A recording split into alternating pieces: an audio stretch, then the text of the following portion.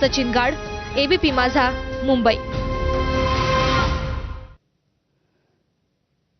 आणि मंडळी, गोरेगावच्या Nesco सेंटरमधल्या music concert आणि ड्रग्ज प्रकरणात ठाकरेंच्या शिवसेनेचे स्थानिक आमदार सुनील प्रभू यांनी एक तीव्र भूमिका घेतली आहे. नेस्को प्रशासन राजकीय दबाव आणून मोठ्या प्रमाणावर अनधिकृत गैरव्यवहार करत असल्याचा आरोप त्यांनी केला.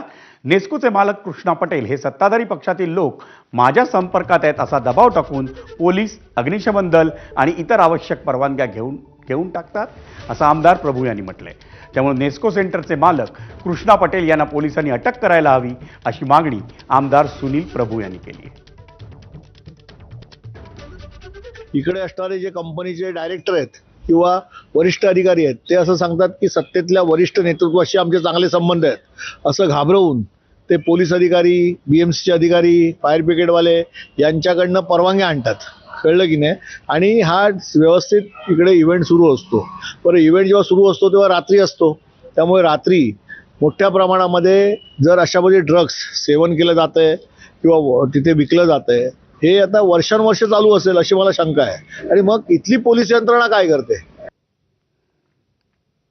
आणि मंडळी, गोरेगावच्या नेस्को सेंटरमधली ड्रग्ज सेवनाच्या ओव्हरडोसनं एक तरुण आणि एका तरुणीच्या झालेल्या मृत्यूची घटना ताजी असतानाच